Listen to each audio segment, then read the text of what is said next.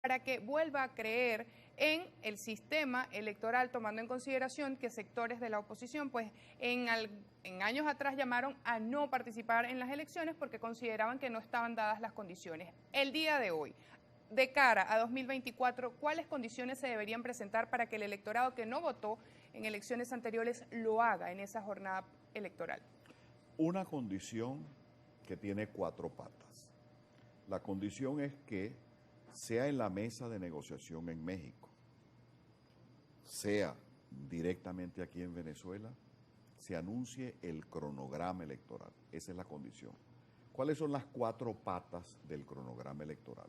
Primero, fecha de la elección presidencial.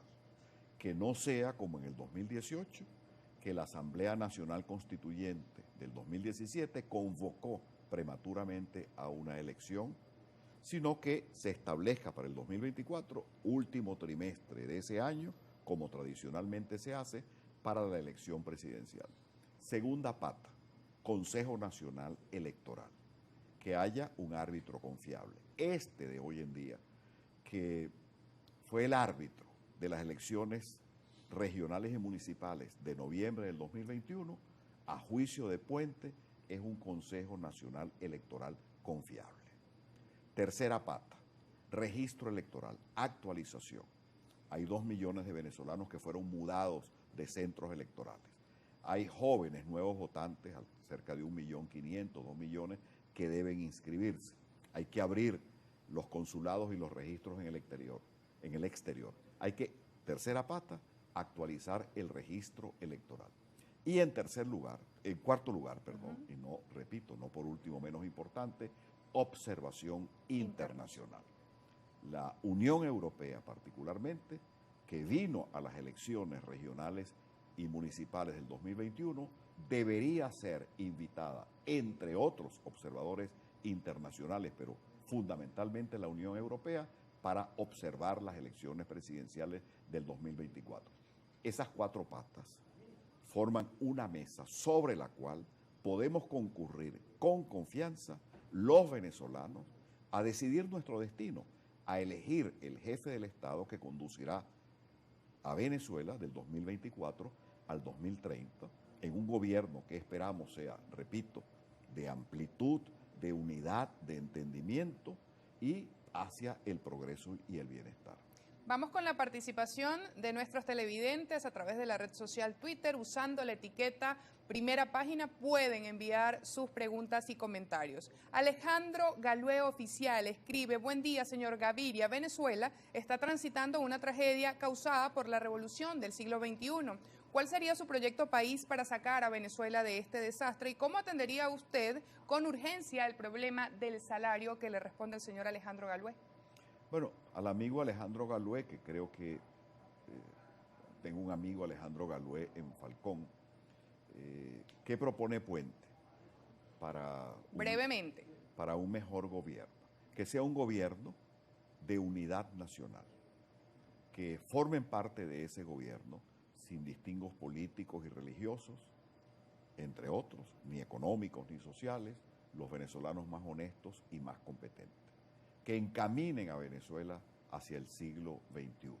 Y modestamente, si ese gobierno puede tener como fundamentos lo que nosotros planteamos en 20 puntos para Venezuela, pues mejor. ¿Cómo mejorar el poder adquisitivo? Hay que acabar con la inflación.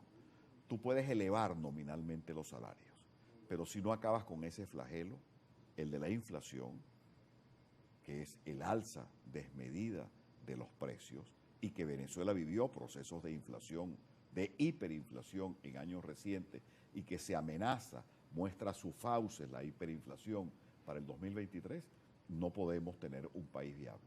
Hiperinflación es una política monetaria confiable, una política fiscal equitativa y, digamos, dejar de emitir dinero inorgánico en el Banco Central de Venezuela. Manuel Salinas, usted habla de un cambio, pero observamos a los mismos dinosaurios de siempre y a los corruptos del G4 que se les debería pedir una rendición de cuentas del manejo del erario público. ¿Qué le responde a Manuel Salinas? Brevemente. Sí, todos los que estamos en la política, todos los hombres públicos, estamos sujetos al escrutinio, a ser escudriñados por la opinión pública. Y aquellos que cumplieron responsabilidades en el gobierno interino están obligados a responder las interrogantes que se formulan con sustento en cuanto a los recursos de los que dispusieron. Goro José Zamora, buenos días. Hashtag primera página. El diputado de la Asamblea Nacional, Diosdado Cabello, ha reiterado que no habrá elecciones primarias dentro de las oposiciones y si acaso las hubiera, igual lanzarían varias candidaturas para el 2024. Por cierto, Marcel Granier dijo que ese era otro show más. ¿Qué le responde a Goro José Zamora? Aun cuando Puente preferiría un candidato de consenso, nosotros vamos a asistir al acto del anuncio de la Comisión de Primarias del cronograma electoral el próximo martes 15 de febrero y auguramos éxito. Todo intento por aglutinar a los factores del cambio, nosotros vamos a acompañarlo. La primaria no es un fin en sí mismo. La primaria es un medio para alcanzar ¿qué? Una candidatura unitaria y un programa común. Si la primaria tiene éxito, bueno, es el éxito de todos quienes queremos un cambio. Noé David Estrada Chacín, ¿usted está de acuerdo con que se levanten las sanciones y cuál es su criterio al respecto? Le pregunta. Bueno, es un tema que no se puede responder brevemente. Las sanciones hacia Venezuela comienzan en el 2015. Marzo del 2015, el decreto Obama sanciona a 7 funcionarios públicos y decreta a Venezuela como una amenaza hacia la seguridad de los Estados Unidos. En ese momento, marzo del 2015, cuando se produce eso, perdón que hable en primera persona, yo era parlamentario de Aragua ante la Asamblea Nacional, levanté mi voz de protesta, y ahí está registrado, en contra de esta sanción. Pero luego se produjeron otras sanciones.